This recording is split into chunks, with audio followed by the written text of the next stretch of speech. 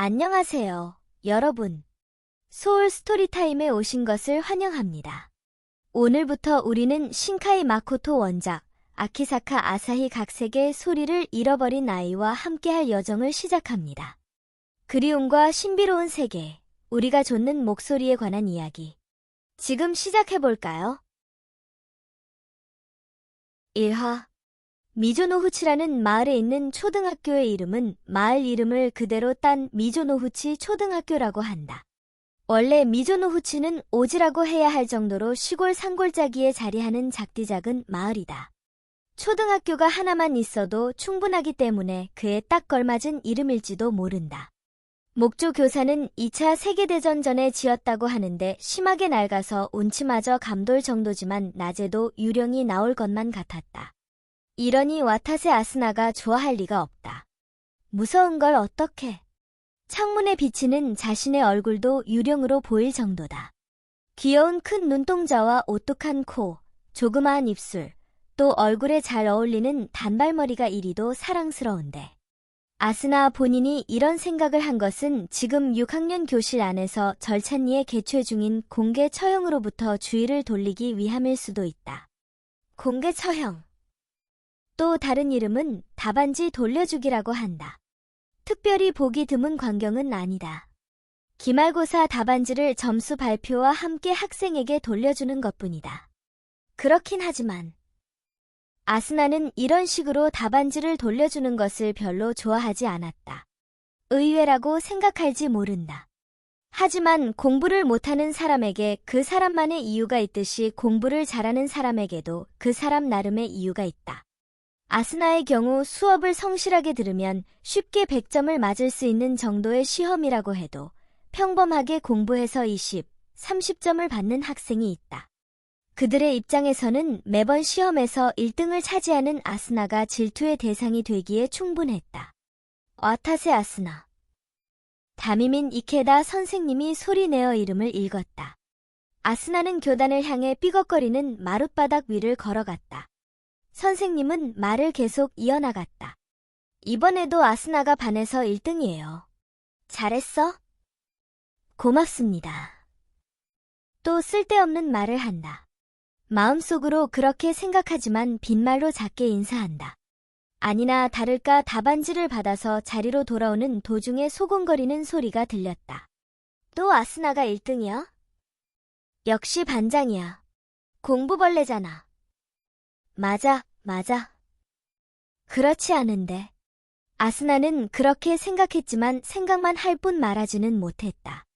차라리 다음 시험에서는 일부러 안 좋은 점수를 받을까? 그럴 순 없지만. 입안에서만 한숨을 쉬며 아스나는 자신의 자리로 돌아갔다. 그 후로 한동안 답안지 돌려주기가 이어졌다. 그럼 마지막으로 주의사항을 전달하겠어요. 답안지를 다 돌려준 선생님이 교탁에 양손을 짚으며 말했다. 최근 들어 몇몇 학생들이 오부치 부근에서 곰으로 보이는 동물을 목격했다고 해요. 혹시 모르니 집으로 곧장 돌아가도록 하세요. 멍하니 답안지를 바라보던 아스나는 그 말에 문득 고개를 들었다. 곰? 아스나가 좋아하는 고원은 오부치의 산중턱에 있었다. 마을 전체를 내려다볼 수 있는 그곳에서 광석 라디오를 들으며 시간을 보내는 일이 평소 아스나의 방과 후 일과였다. 초등학교 6학년의 방과 후 일과로는 조금 쓸쓸하다고 생각할 수 있다. 아니, 아스나도 사실은 남들처럼 친구를 원했다. 방과 후에 친구와 함께 노는 것을 간절히 원했다. 하지만 친구라는 존재에게 어떻게 다가가야 할지 몰랐다. 그래서 오부치의 고원은 아스나에게 남에게 신경을 쓰지 않아도 된다라는 의미에서 매우 편안한 장소였다. 몇 가지 주의사항을 전달한 후 인사를 하고 특별학습이 끝났다. 빨리 집에 돌아가야지. 그렇게 생각하며 신발장이 있는 곳까지 갔을 때 뒤에서 누가 불렀다. 아스나. 돌아보니 같은 반에 야자키 유우가 서 있었다. 아스나의 얼굴을 보고 유우는 생긋 웃었다. 집에 같이 가자. 내심 엄청 기뻤다. 아, 그게 뭐라고 해야 좋을지 몰랐다. 도대체 집에 같이 간다고 해도 가는 도중에 무슨 이야기를 하면 좋을까? 이 일로 서먹해져서 사이가 멀어질 정도라면 차라리 지금 이 거리를 유지하는 편이 낫다. 순간적으로 그렇게 생각하고 아스나는 대답했다. 미안해. 좀 서둘러 가야 하거든. 다음에 같이 가자. 그렇구나. 그럼 잘 가. 조금 아쉬운 듯이 손을 흔드는 유우에게 손을 흔들어주며 아스나는 생각했다. 아, 또 저질렀다. 이러니 친구가 안 생기는 것은 잘 알고 있다. 이유를 아니까 어떻게든 할 수 있었다면 이렇게 고생하지는 않았을 것이다. 후회하는 마음과 함께 신발을 갈아 신고 승강구에서 밖으로 나왔다. 눈앞에 시골 마을의 풍경이 펼쳐졌다. 3층이 넘는 건물이 하나도 없고 수많은 논밭이 펼쳐져 있으며 비포장도로가 이쪽 저쪽 이어져 있다. 멀리 보이는 것은 나무들로 뒤덮인 산뿐이며 곳곳에 서 있는 철탑이 눈에 띈다. 주택가의 자갈길을 걸으며 건널목과 단골 쌀집 앞을 통과해서 돌담이 있는 언덕길을 올라가 집으로 향했다. 아스나의 집은 미조노후치 마을에서 표준적인 일본식으로 지은 2층 집이다. 햇빛을 반사하는 기와 지붕, 오래되어 거무스름해진 흰색 벽, 대문이 없고 넓은 앞마당에서 바로 목재 문으로 통하는 것은 시골만의 대범함이라고나 할까. 그 현관 옆 차고에 흰색 자동차가 주차되어 있는 것을 발견한 아스나는 작게 기뻐했다. 엄마가 집에 있어. 아스나에게는 매우 기쁜 일이었다. 다녀왔습니다. 현관문을 열고 집안을 향해 소리를 질렀다. 아스나, 어서 오렴. 엄마의 목소리가 들렸다. 아스나는 신난 듯이 신발을 벗고 거실로 향했다. 잠옷 차림의 엄마가 침실에서 나오는 참이었다. 아스나는 서둘러 가방에서 시험 답안지를 꺼내며 말했다. 엄마, 나 오늘 있잖아. 아. 아스나, 미안한데 나중에 얘기해 줄래? 오늘 야간 근무 때까지 조금이라도 잠을 자고 싶구나. 엄마의 목소리에 피로한 기색이 역력했다. 평소에는 거의 빈틈없는 모습만 보여주는 아스나의 엄마는 진료소의 간호사로 일하고 있는데 어제도 야간 근무를 했다. 그런 엄마가 피로한 기색을 드러낼 정도로 수면 부족인 것을 생각하니 시험 결과에 일희일비 따위를 보고할 마음이 사그라들었다. 그렇구나. 푹 쉬어요, 엄마. 미안, 아스나. 아니, 괜찮아요. 아스나는 오히려 고마워해야 한다고 생각했다. 자고 있었는데 아스나가 집에 돌아왔다고 일부러 일어났으니까. 아스나는 발길을 되돌려 다시 현관으로 향했다. 잠깐 나갔다 올게. 엄마, 힘내세요. 고마워, 잘 다녀오렴. 밖으로 뛰어나갔다. 돌담 언덕길을 내려가 안면이 있는 할머니에게 인사하며 지나쳐서 아무도 안 보는 것을 확인한 뒤 평소처럼 건널목에서 선로로 침입했다. 목적지는 오부치산. 아스나가 좋아하는 고원이었다. 아스나가 좋아하는 고원에 가려면 골짜기를 건너는 철교를 지나야 한다. 단선 기차가 지나가는 다리는 결코 넓지 않지만 아래쪽 강의 수면까지는 좋기 10m 이상은 됐다. 그래도 그것을 무섭다고 느낀 적은 없었다. 기차는 몇 시간에 한 번밖에 지나가지 않지만 그래도 혹시 몰라서 선로에 귀를 대보는 것도 있지 않았고 또 다리가 훌륭한 철제로 만들어졌기 때문이다. 평소처럼 아스나가 철교 위를 달려서 빠져나가려고 할 때였다. 아스나는 이변을 알아차리고 발을 멈췄다. 결과적으로 말하자면 아스나가 알아차리는 것이 너무 늦었지만 새나 곤충이 전혀 울지 않았다. 계절은 여름. 온갖 들새와 매미 등이 요란할 정도로 우는 게 보통인데 아스나는 그렇게 생각하다 겨우 그것을 알아차렸다. 어느 그늘에 숨어 있었는지 그것과의 거리는 10m도 채 되지 않았다. 아스나는 다리가 얼어붙어서 움직일 수 없었다. 이게 뭐지? 철교 위에 이제껏 본 적도 없는 갈색의 생물이 있었다. 일단 커도 너무 컸다. 도망쳐야 해. 본능적인 공포가 도망치라고 알렸지만 몸이 말을 듣지 않았다. 그런 주제에 머릿속 한구석에 묘하게 냉정한 부분이 남아있어서 일단 그 생물을 곰 같다고 생각했다. 하지만 그것은 TV에서 본 곰보다 훨씬 더 크고 등에 이상한 돌기가 잔뜩 나 있었으며 일어설 때 보인 배에는 기하학적인 무늬가 연한 파란색과 녹색으로 그려져 있었다. 괴물이라고 생각했다. 그렇게 생각하는 동안 괴물은 순식간에 아스나의 눈앞까지 다가왔다. 얼굴과 얼굴이 들러붙을 정도로 접근해서 콧김으로 아스나의 머리카락을 흔들었다. 괴물은 오른팔을 치켜들고 대수롭지 않게 아스나를 노리며 내리쳤다. 그때 자신이 무슨 생각을 했는지 아스나도 몰랐다. 이제 끝이라고 생각했을까?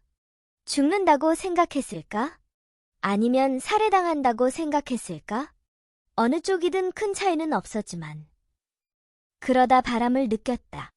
정신을 차려보니 아스나는 한 소년에게 안겨 있었다. 괴물의 공격이 닿지 않는 10m 정도 떨어진 거리였다. 아무래도 자신을 살려준 모양이다. 소년은 아스나를 천천히 지면에 내려주더니 등으로 아스나를 감싸며 얼굴만 돌려서 더할 나위 없이 다정한 미소를 보여줬다. 괜찮아. 아이를 타이르는 듯한 말투였다.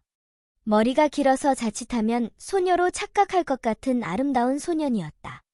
나이는 아스나와 비슷하거나 조금 위일까?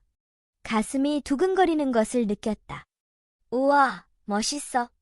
이런 사태인데 그런 생각을 하는 자신이 묘하게 이상했다. 소녀는 괴물과 대치하자 곧바로 단정한 얼굴을 진지한 얼굴로 바꾸고 흰색 셔츠의 가슴 부분에서 뭔가를 꺼냈다. 햇빛을 반사해서 파랗게 빛나는 그것은 마치 수정과 같은 펜던트였다. 소녀는 펜던트를 흔들며 조용히 괴물에게 다가갔다. 괴물이 짐승 같은 신음소리를 내며 시선으로 그것을 쫓았고 그 목구멍 안쪽에서 고깃덩이 같은 것이 퍽 하는 소리를 내며 땅에 떨어졌다. 아스나는 징그러운 고깃덩이에서 눈을 피할 수도 없었다. 수명이야. 괴물과 마주한 소년의 목소리는 아스나를 향한 것일까? 아니면 다른 상대였을까? 지상에 남은 자의 말로가. 이건가? 소녀는 무슨 말을 하는 걸까? 순간 괴물이 휘두른 오른손을 소녀는 크게 도약하며 피했다. 긴 머리카락이 바람에 휘날리고 착지와 동시에 한 번 번쩍인 발차기가 괴물의 다리를 갈라서 새빨간 피가 사방으로 튀었다. 괴물이 괴로운 듯 비명을 질렀다. 그때 소년의 슬퍼 보이는 눈동자의 의미를 아스나는 아직 몰랐다. 그러나 라고 해야 할까? 그래서라고 해야 할까? 아스나는 소리를 질렀다. 그만해. 죽이지 마. 동물 애호의 정신이라는 그럴싸한 것이 아니었다. 그저 아스나는 소년이 괴물을 죽이는 것을 바라지 않는다고 생각했을 뿐이다. 하지만 괴물은 소년이 아스나의 말에 정신이 팔린 순간을 놓치지 않았다. 또 다시 괴물은 배인 오른팔로 소년을 붙잡아 가볍게 날려버렸다. 소년의 몸이 다리 난간에 내팽개쳐지고 쿨럭 하고 괴로운 듯한 숨소리가 새어나왔다. 소년은 곧바로 일어나려고 했지만 일어나지 못하고 괴물의 손톱이 소년을 무참하게 갈랐다. 고 아스나는 생각했다. 하지만 다음 순간 소년의 펜던트가 강렬한 빛을 내뿜자 괴물은 그것의 기가 죽어 움직임을 멈췄다.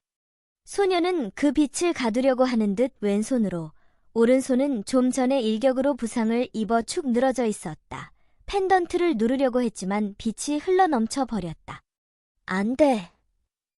소년이 외친 것과 거의 동시에 소리도 없이 괴물의 턱 부분이 빛에 깎인 것처럼 사라졌다. 얼굴을 잃은 그 거대한 몸뚱이가 천천히 선로 위에 벌렁 자빠졌다. 뭐가 뭔지 몰랐다. 아스나는 입을 떡 벌린 채 그곳에 우두커니 서 있었다. 소녀는 아랫입술을 깨물며 일어나 괴물의 사체에 작게 고개를 숙였다. 그때 기적이 들렸다. 달려온 기차가 선로 위의 이물을 눈치채고 당황해서 브레이크를 걸었다. 천천히 정차하는 기차에는 시선도 주지 않고 소녀는 아스나 곁에 다가와서 말했다. 이걸로 마지막이야. 다시 아스나의 몸을 안아 올렸다. 아스나는 불과 몇 분 사이에 일어난 수많은 일로 머릿속이 복잡해졌고 소년에게 안긴 것이 그저 부끄러워 겨우 말했다. 저기, 잠깐. 그런 아스나에게 소녀는 다시 한번 다정한 미소를 띠며 나를 믿어 라고 하자마자 철교 위에서 뛰어내렸다. 눈 아래의 숲까지 수십 미터는 좋게 될 텐데. 아! 낙하하면서 극심한 공포를 느낀 나머지 정신을 잃었고 아스나의 의식은 거기서 끊어졌다. 소울 스토리타임을 시청해주셔서 감사합니다. 오늘의 이야기가 마음에 드셨다면 좋아요와 구독을 눌러주세요. 매주 화요일, 수요일, 금요일, 일요일에 새로운 이야기로 찾아뵙겠습니다. 다음 이야기까지 행복한 시간 보내세요. 그럼 안녕.